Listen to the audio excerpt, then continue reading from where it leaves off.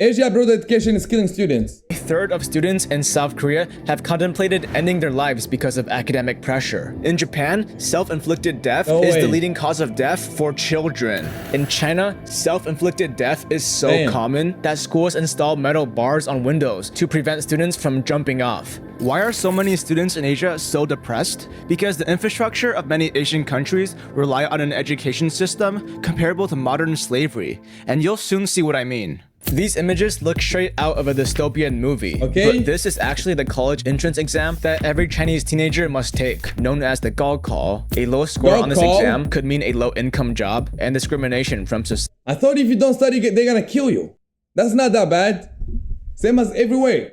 If you don't study and go put belt to ass, you gotta remember there's a lot of degrees outside right now. We're getting a lot of UCL degrees from a lot of people graduating every single fucking year. That's something happening everywhere in the fucking world. Like, for example, my dad, when he finished high school, he got a good job in the bank. But that's in the fucking 80s. But we're in 2026. There's a lot of people with degrees, a lot of people with certifications. You obviously gonna have to be better. And the way to be better is to go hard. The Gaokao, a low score on this exam could mean a low-income job and discrimination from society. The Gaokao is treated like a national holiday. All construction stops, traffic diversions are created, airplane paths are changed to reduce noise. The exam room is full of cameras, metal detectors, and fingerprint and iris matching technology. Cheating on this exam can lead to 7 years in prison. And other 7 years? Crazy. Asian countries operate with a very similar system. Japan has the common test. India has the J. Bombo clot! Bombo clot! Bombo clot! Nigga talking about India, bro. But nigga, India doesn't count, bro. You trying to tell me those Punjabi niggas at a poop festival? You tell me those niggas did a joint entrance exam? No, bro, nobody did that shit. Yes, you may say China, you may say Japan, South Korea, but don't say India, don't say Bangladesh. Don't say these countries, but they don't count. Maybe from the rich, high level, but most Indians, they don't give a fuck. They're jumping up and down their poop festival.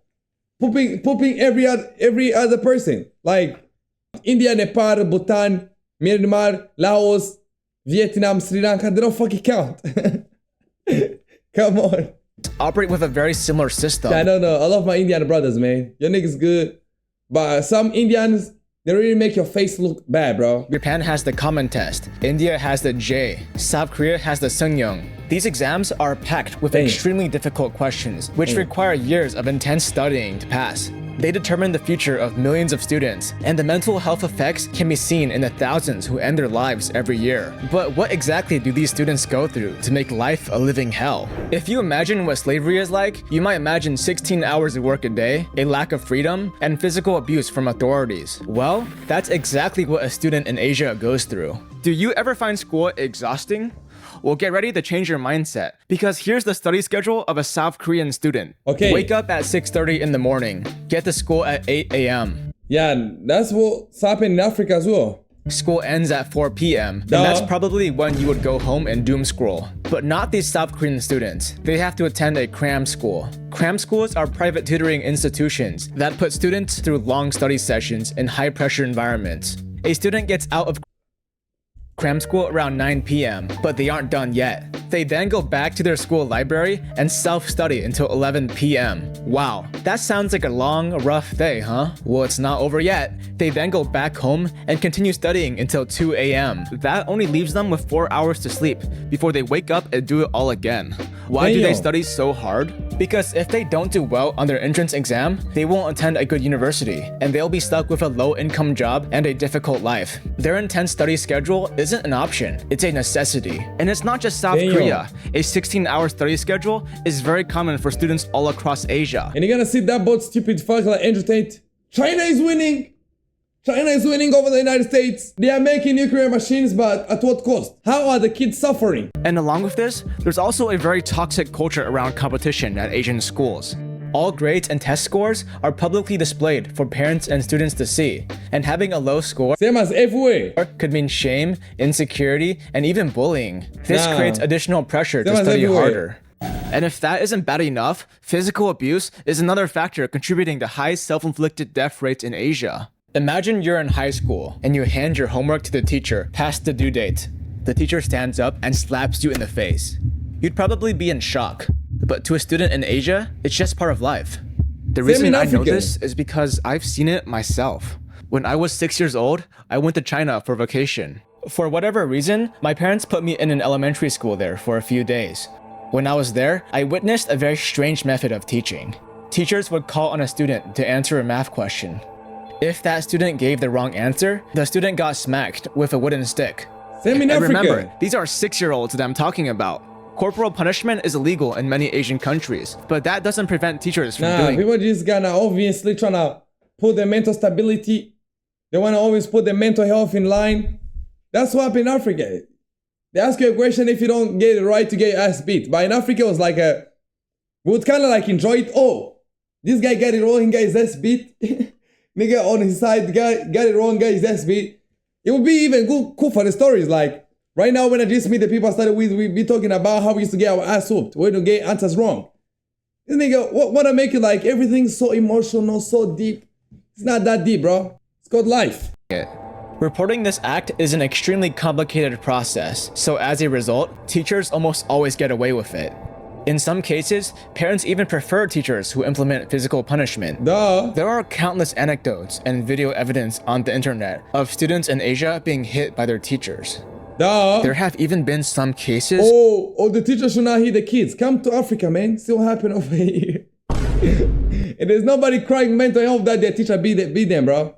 It's always some Asian motherfucker, short as fuck, same size as this fucking chair, crying about it. Always. Where students were beaten to death. In Taiwan, a whopping 70% of junior high students had experienced physical abuse from their teachers.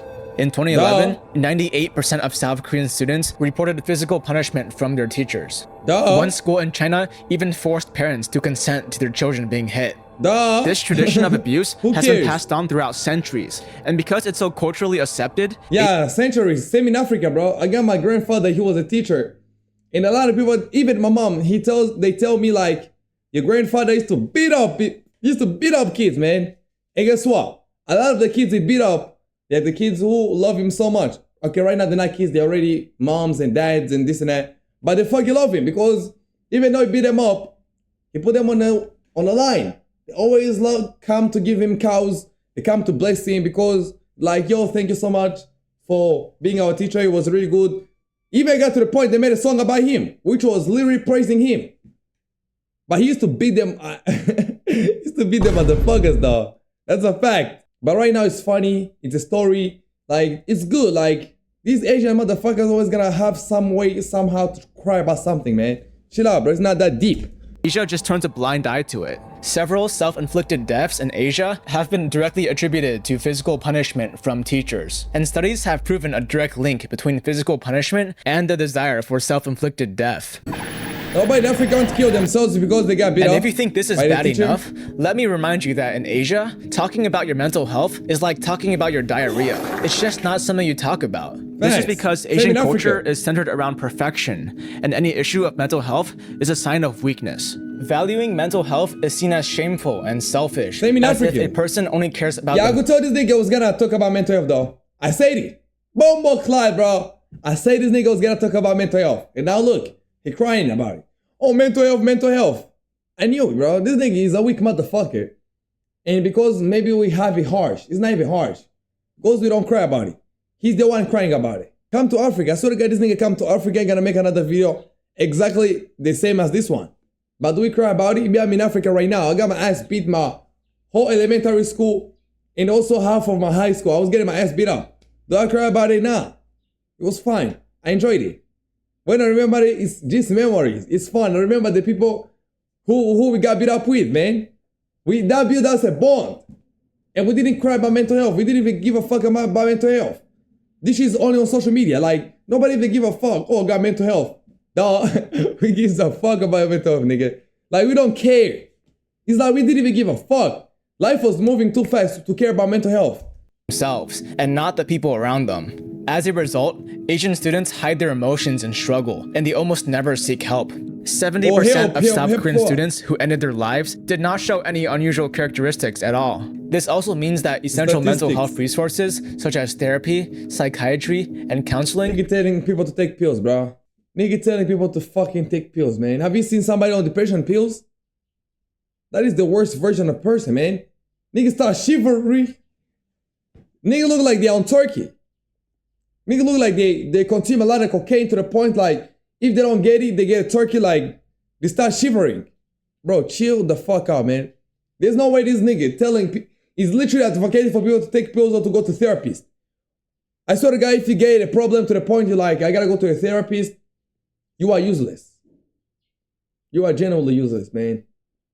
There's no therapist who's not having problem with his life, he's not cheating on his wife, going through the divorce, maybe went through a divorce, maybe the kid doesn't respect to him, doesn't listen to him.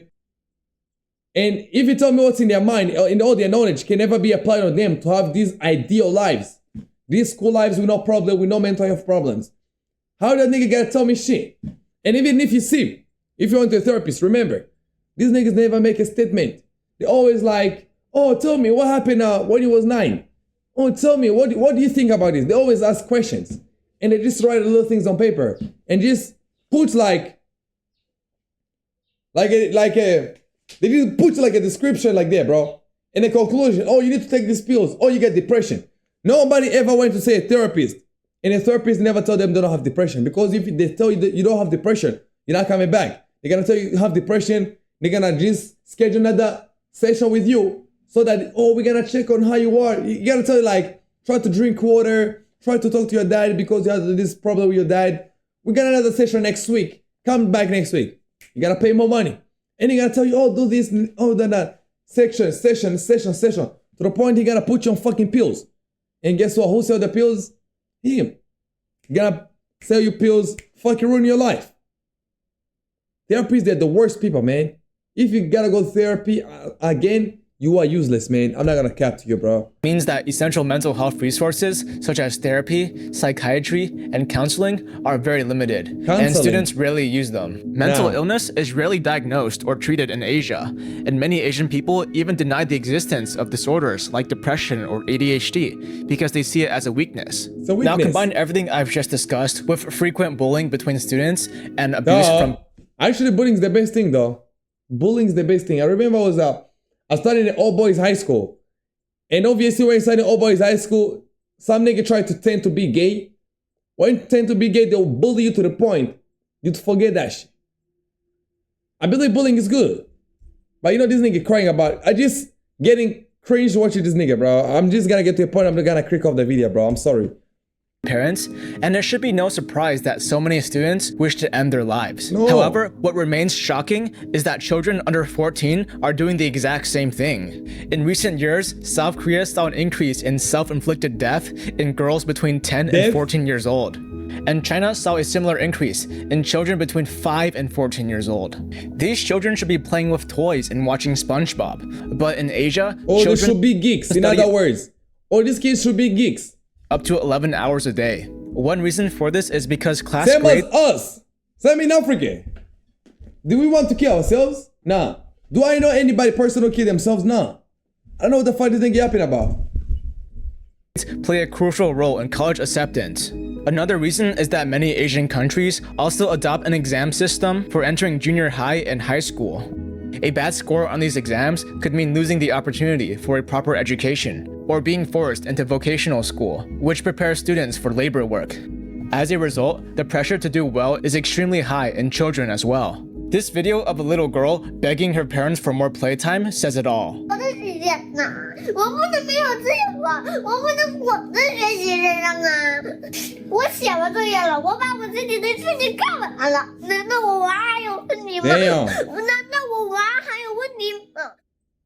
With death rates so high, you might be wondering how Asian governments are responding to this problem. Well, there have been some attempts to lessen academic pressure, but it's not nearly enough. Many Asian governments have cracked down on cram schools to reduce student workload. South Korea is planning to ban cram schools from operating past 10 p.m. Many Asian countries have set limits on how much homework a student can receive. Countries have also implemented crisis hotlines and are attempting to provide students with more mental health resources. Why you gotta put India, bro? Stop slandering India right there, bro. Please. But these attempts don't change the fact that college admissions are still extremely competitive, and many parents and students are secretly continuing intense studying and lessons. Yes. The pressure to do well remains extremely high. Unless Asian Same countries as everywhere else. Same in the social media world. Everybody got a pressure to do good. Duh. reform their education systems, nothing will get better. Which begs the Nothing will question, get better. what changes do Asian countries really need? Well, an entrance exam shouldn't be the sole determining factor for college acceptance. People are more than just test scores. There are multiple categories of intelligence, and everyone has their own individual strengths and Also, you're gonna get hard. So you're gonna get accepted to a university because you can dance better. This guy is a dumbass, bro. On God. weaknesses. But Asian education systems do not recognize this. Their worth to society is not in their unique traits, but rather a numerical value on their exam. Compare this to Western countries, where college acceptance That's not the isn't way. just determined by test scores, but also essays and personal statements, letters of recommendation, and extracurricular activities, in which a student's individuality shines through. Exam scores does that only measure count? how much information a student can memorize. These exams do not measure a student's creativity or intelligence Facts. or real-world problem Yeah, that's a test to create robots. Obviously. solving abilities, which are qualities that should matter the most to a society. Through this system, many bright and capable students are losing the opportunity to change the world. Asia's education system reveals a very dark future that Asia is heading down. Although Asian governments and parents have gradually realized this problem, more action needs to be taken. As populations rise and job markets shrink, competition will rise drastically, and education requirements will only increase. Students will continue to suffer in a demanding, abusive system. If Or creativity kids sleep in class. Kids sleep in class everywhere, bro. Chill out. is not valued in Asian nations, then people will stop being creative. But this decline of creativity is actually something happening all around the world, and the Facts. results will soon be devastating. If you want to know what I'm talking about, then click right here. Yeah, I'm glad I had a chance to finish this video, but this nigga was crying about a lot of things, though. Yo, let's go, Ronnie! Is this name? If in any kid though they had depression, ADHD parents, then the parents will beat his ass off. Same in Africa, same in everywhere, bro. Like, this shit doesn't fucking exist. Why no India? Nah, you niggas can't get slided in here, bro. Your niggas not studying that hard, bro. Your niggas not creating robots, man. Your niggas dancing up and down at pop festivals. It's not that deep. You're not China. Where is the India advancing AI? Nowhere to be found. I also failed entrance exam, so because of I couldn't go to a veterinary doctor, so fuck this system. Yeah, they're creating robots, man. That's what I'm saying. They created fucking robots. And yeah, robots, that's what they want. They don't care about your creativity. They don't care about nothing, bro. What the fuck come here, then you will see. There's documentary. Documentary about what? Wait, documentary about what? You niggas studying hard? That's cap. And nigga in India studying hard. Okay, I'm not saying all Indians don't study hard. Because I know like in Harvard there's a lot of Indians and you don't go to Harvard just like that. You don't be like, oh, I'm going to Harvard. Nah. You don't go to MIT just like that. You gotta be a guy putting belt to ass. That's what I was saying. Like, if in this economy, you gotta put belt to ass, man. You gotta put the belt to ass. If you don't put belt to ass, you are dead. Even in Africa, we got those kind of exams. If you pass those exams, you go to the best university in the country. To the craziest part, I passed that exam and they accepted me to go to the best university in the country. They put me on electrical engineering, but I was like, nah, nigga. Nah, I'm not gonna be a fucking robot, man. I decided to pursue my streaming, man. And yeah, it's about to be 3 years, man. Shit.